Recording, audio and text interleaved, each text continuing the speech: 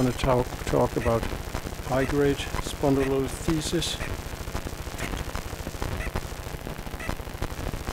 One of my friends proposed I should this take as a title, "Nothing disturbs your result more than true follow-up," because that's the background of my talk.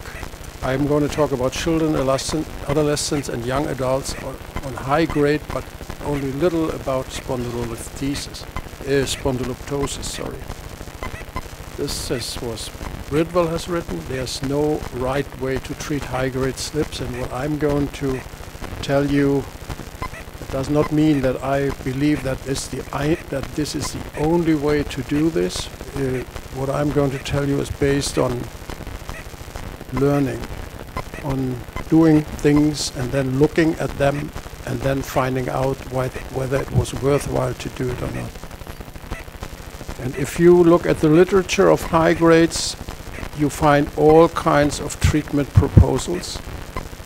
On the left side, you see the most simple thing, that is bone inside you, and on the right side you see, I think that's the most bizarre I have seen for a high grade in a teenager, with a cage, with a bolt through the vertebra into the sacrum and with pedicle screws. Okay, you have seen this picture, but this is not the same patient as the patient of Dr. Abraham, although the radiograph is absolutely the same. Okay, this 9-year-old girl, the school nurse was very clever and she detected a mild scoliosis. She's an athlete. She had no pain whatsoever. She has slight hamstring tightness and no neurology. But she had this scoliosis, as you can see here. 9 years old. What would you do? We have a standing radiograph and we have the clinical picture. Would you go for further investigations? Who would need flexion extension radiographs?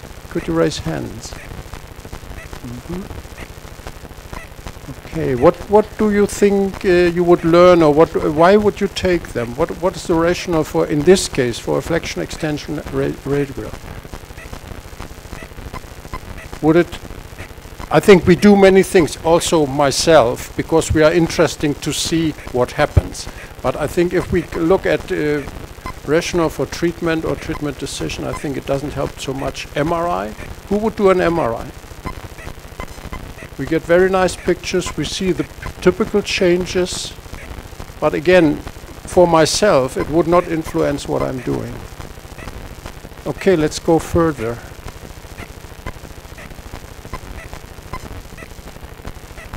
Treatment options. Who would wait? She has no problems. She's doing her sports, she has a mild scoliosis, no radiating pain, no back pain. She's young and happy. Who would wait? Okay, who would try any kind of non-operative treatment? A brace? A brace? Or what kind? Brace and physio. What would you expect? What she has no pain. What would you expect from the therapy or from the brace? Make the muscles stronger with the brace and with exercises. Okay. Who would go for operative treatment? Okay. Anything else? Other treatment than what has been mentioned? No acupuncture or... Okay. Operative treatment. There are different options. But I think the most operative treatment in this case means fusion. But what about reduction? Who would go for full reduction in such a case? Partial reduction? In situ fusion?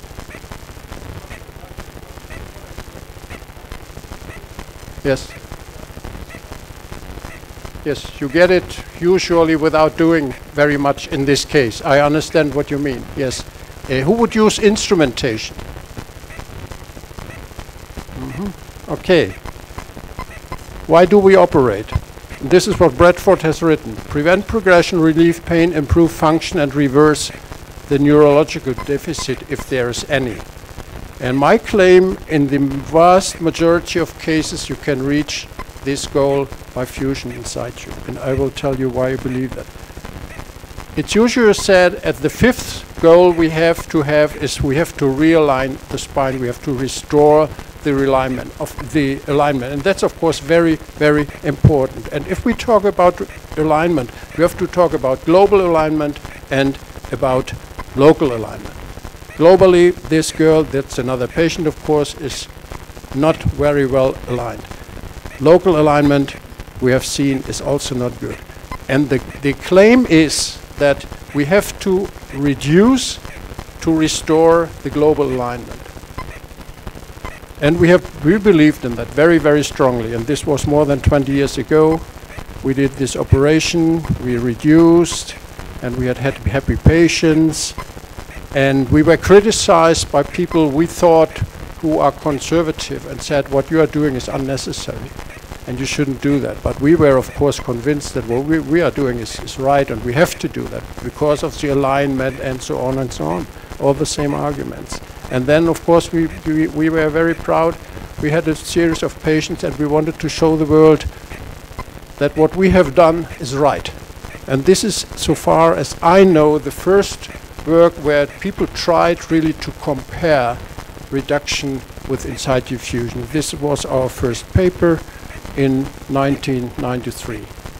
And we investigated in these patients everything you can investigate in a spine patient. And this all has been done by outside observers. No one of our team was involved in this investigation or examination of the patient. And you see the conclusion. After 5 years mean follow-up, results were similar regarding pain, clinical neurology, signs, spine mobility, isokinetic muscle strength, maximal lifting capacity, and patient satisfaction. That means no difference whatsoever between those patients who had the big operation with front and back and metal and wrist as compared to those who had a simple in situ fusion without any metal. And I can tell you we were really disappointed. But we were not the only one. In '97, this paper from Berlin, my friend Michael Muschig has done this and tried to compare anterior versus with and without reduction. And his conclusion, the results failed to show any differences in favor of either of the two techniques used, neither subjectively to the patient nor objectively by clinical examination. And later in '99 from the United States, Molinari and co-workers, the results indicate that patients who had solid fusion, and that's the key, solid fusion, tend to be extremely satisfied regardless of the surgical technique used. And that's it. If you get it fused, wherever it is, if you get it fused and you have no complications, you have a good result. And although we did not believe that, but with time we started to believe, and there are other people. And this, we had another opportunity to look at the same patients, and that was now after about 15 years follow-up, the same group of patients as in our first paper with the same control population. And you look here at the figures. There are 11 patients in both groups. The mean age at operation was the same, male, female, male, because it was a matched control group. The slips were always the same. Follow-up time almost 15 years. And then if you look at the Oswestry disability score in the reduction group is 7.2, and in the fusion in situ group is 1.6. It's even a little bit better. I would not claim that this is practically better. And you see they are all below 20 without except one. And this is another very important thing. We did the operation or the reduction not because of the slip. We did it because of the kyphosis, because we had been brought up by understanding then if you have this lumbosacral kyphosis, that's what you have to correct. And we looked at our patients who had residual kyphosis because they were not all 100% perfectly reduced, but there was no relation between residual lumbosacral kyphosis and outcome. And the same, there is a paper from the Bradford group by Serena Hu And she has a table. There are all the patients listed with all the data. And there's also one column with the residual kyphosis. And the same thing, they have patients who have still some 30 degrees of kyphosis, but they have an excellent outcome. It seems to be that even that does not matter too much. A word about fusion in situ. There's a very famous American spine surgeon who's not in the room, who's traveling around and telling people everyone should stop to do in situ fusions because in situ fusions are bad. He has seen so many bad results after in situ fusion. And what I believe is he has seen just such a case you see up here. 14-year-old boy had this kind of slip, and he had a fusion at that age of 14. And see what happens. 5 years later, the kyphosis is 27 degrees, and 15 years later, the kyphosis is 31 degrees. This is, of course, not fusion in situ. Fusion in situ means you fuse it and it stays where it is. This did not stay. This is an attempt of fusion, but this is not a fusion in situ. And what I mean is you have to fuse it and it has to stay. This is the same. The surgeon believed that he can get away with a simple posterolateral fusion in this girl.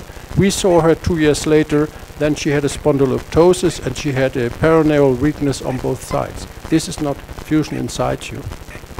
The key is this: high-grade slip is a progressive kyphosis, and you have to understand this as a kyphosis, and therefore you have to provide anterior support.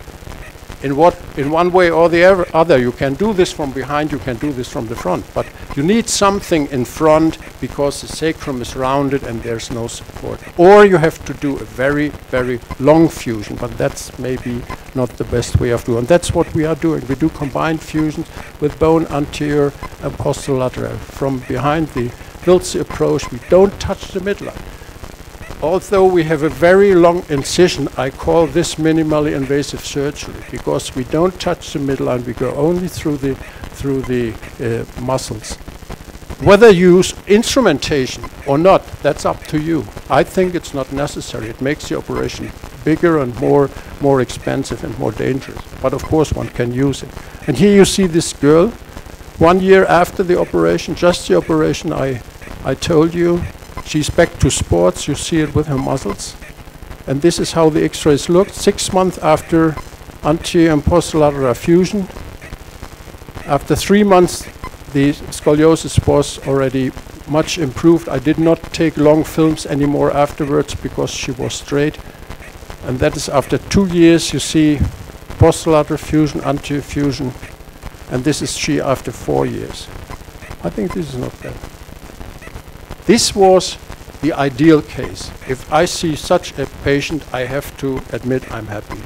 But look at this.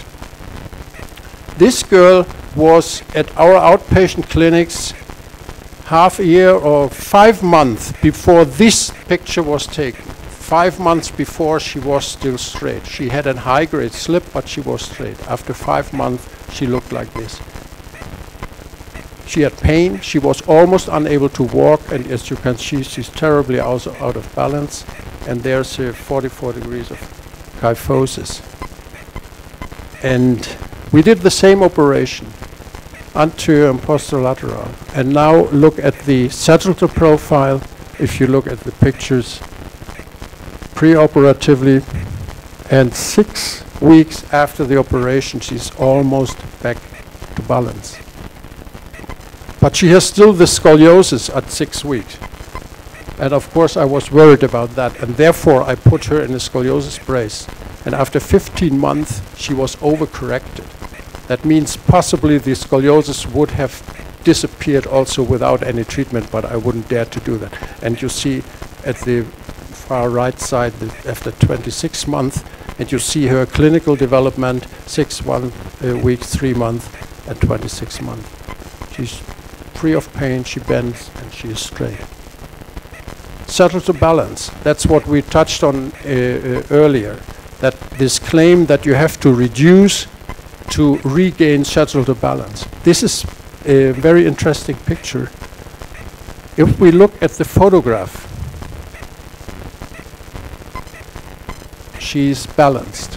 And if we look at the radiograph, she's out of balance. Why? What's the difference? Where's the difference? Why does she stand in a different way? I tell you, the X-ray nurse forced her to straighten her knees.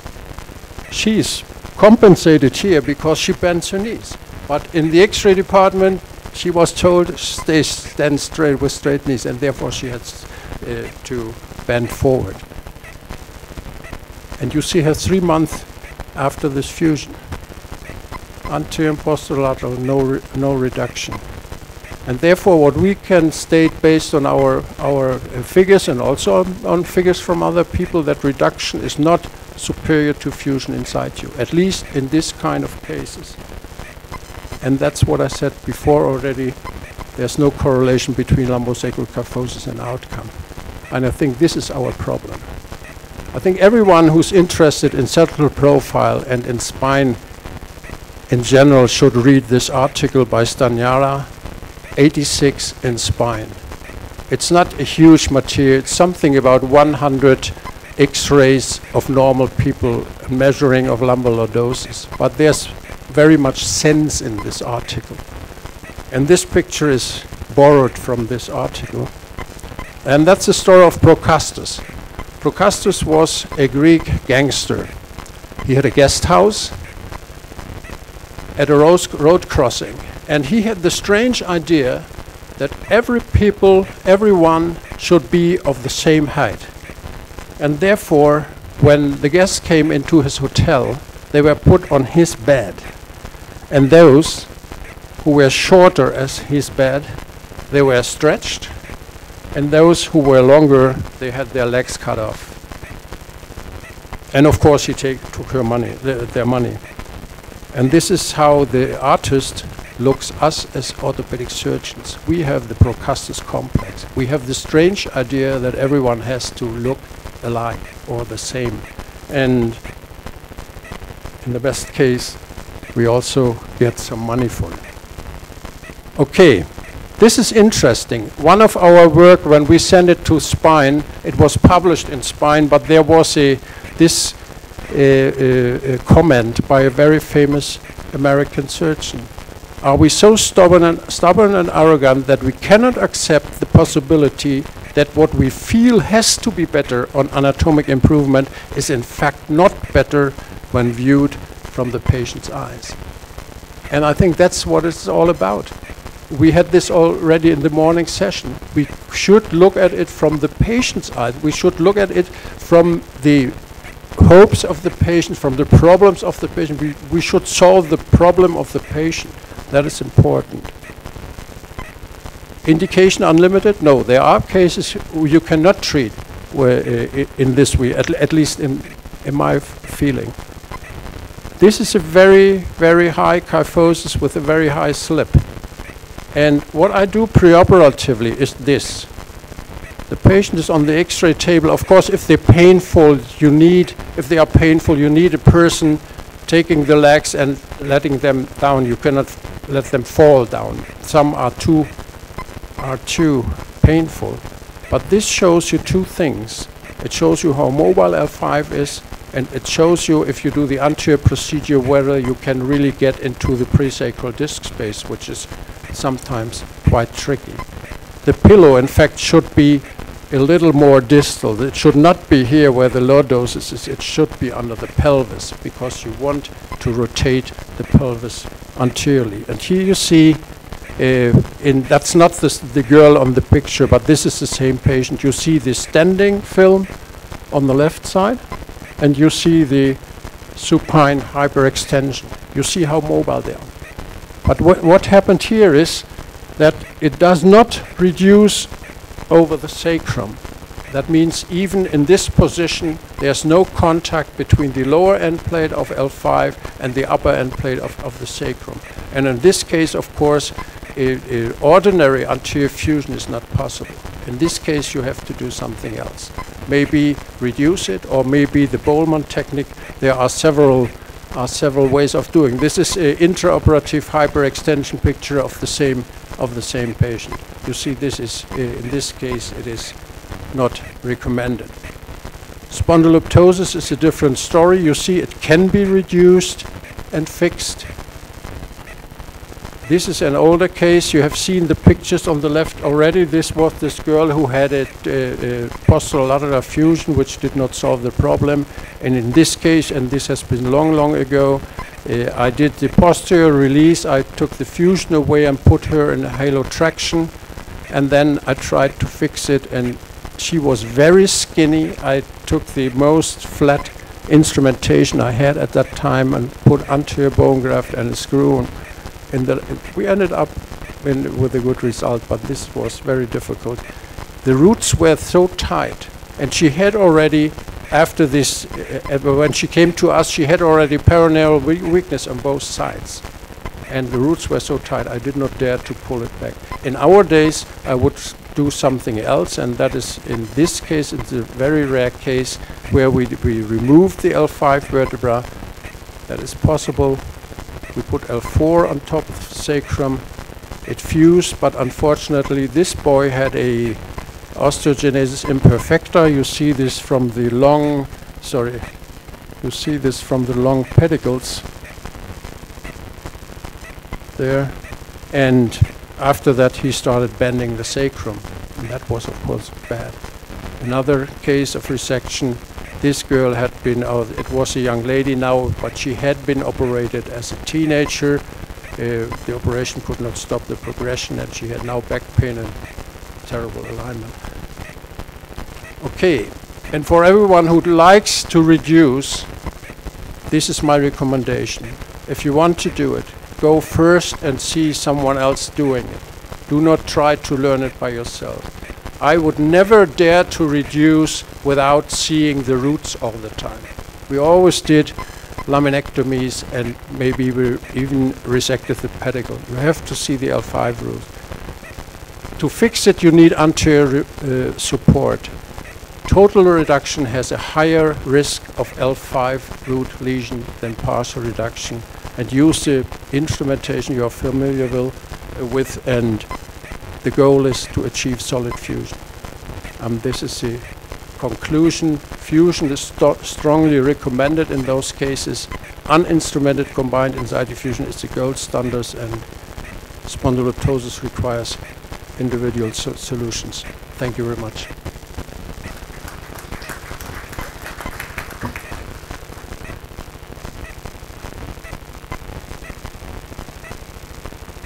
Okay, we have 10 minutes, and there was one case you wanted to discuss with